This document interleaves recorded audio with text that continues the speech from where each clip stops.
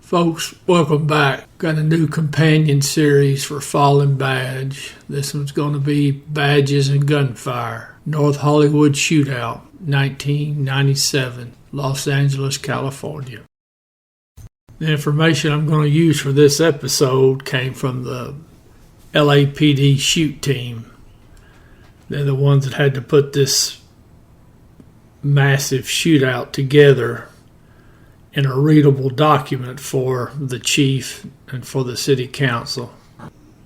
On Friday, February 28th, 1997, it's about 9:17 in the morning, two North Hollywood officers were on routine patrol. They were southbound on Laurel Canyon Boulevard.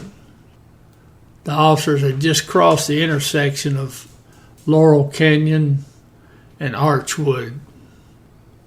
Well, they glanced over and saw two suspects wearing ski masks, dark clothing, and armed with assault rifles. Now, the two suspects were walking southbound along the sidewalk towards the front doors of the Bank of America, which was located at 6600 Laurel Canyon Boulevard. Suspects went in the front door, and the two officers, obviously believing they got an armed robbery in progress, get on the radio and put the call out. 5840 requesting assistance. We have a possible 211 in progress at the Bank of America.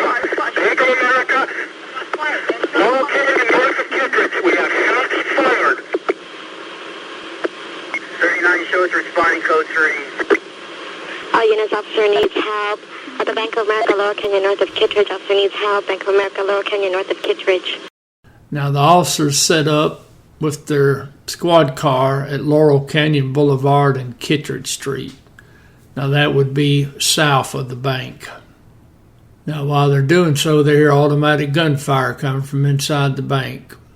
So the officers are using their squad car as cover, and they had parked their vehicle on the crosswalk on the east curb of Laurel Canyon Boulevard and Kittredge Street. Now, once the suspects entered the bank, they were waving their rifles around, obviously to cower the bank employees and the customers. One of the suspects announced, "This is a holdup. Everybody get on the floor." Now, this was their MO. They had hit some other banks, and they followed their MO to a T.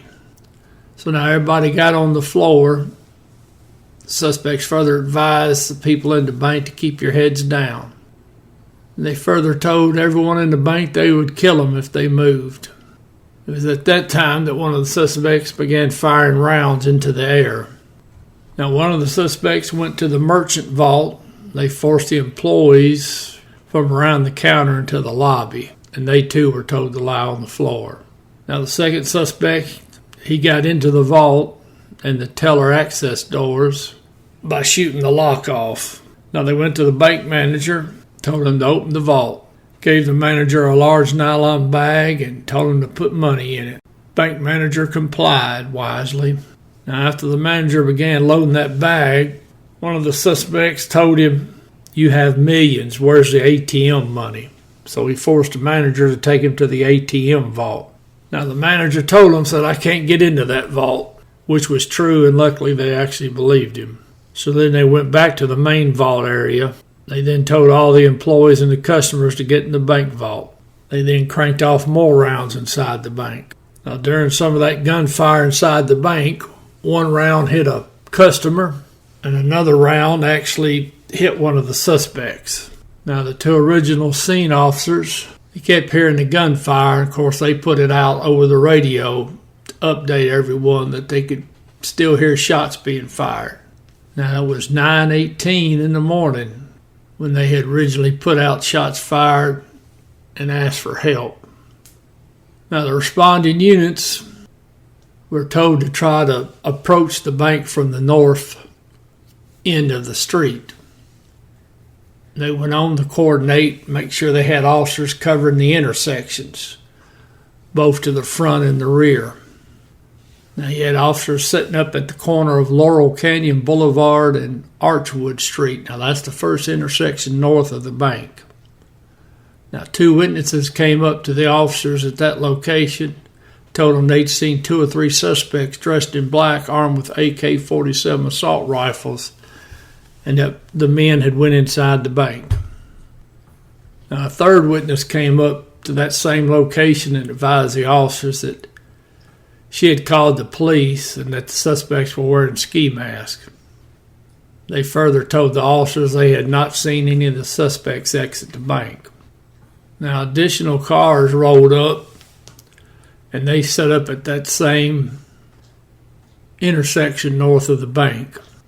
You had additional officers arrive, and they set up in the south parking lot next to the bank and just north of Kittredge Street.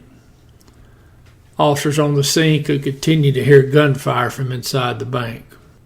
Now, it was estimated that the suspects fired approximately 50 rounds while inside the bank. Sergeant on the scene advised he needed cars to block northbound traffic at Victory Boulevard. He also asked the dispatcher to send fire and rescue ambulances to the scene. He suggested that the ambulances set up at Victory and Laurel Canyon Boulevards and stand by, assuming you were going to have injuries.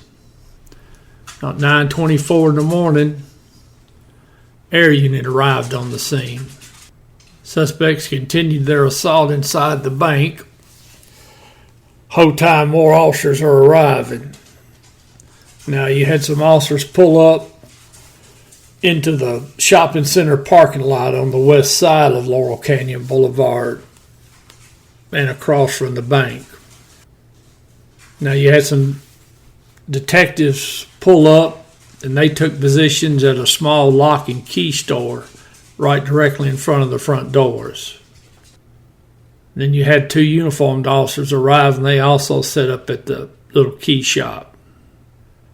One of the officers was on the northwest corner of the key shop, and the detectives were set up just south, which would have been right there at the southwest corner of the key shop. Now, you had additional personnel that had arrived at Laurel Canyon Boulevard in Kittredge to back up the original scene car. Now, you had more officers making the scene. You had a group of officers that pulled up and deployed there on the northeast corner of the parking lot of the bank. Now, that's right next to Archwood Street. Now, you had more officers arrive, and they joined the officers that were on the south parking lot of the bank. Now, all the officers that arrived on the scene are using their squad cars as cover for the most part.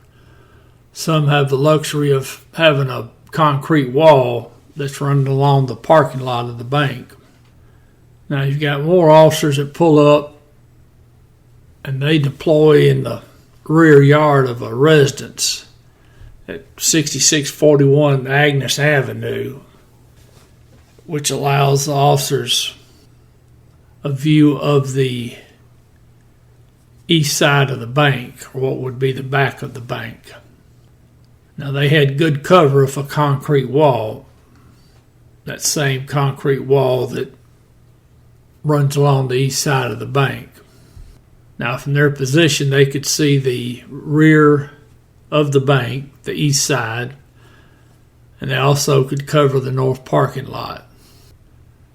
9:25 in the morning, one of the suspects steps out from the north doors of the bank into the entrance alcove.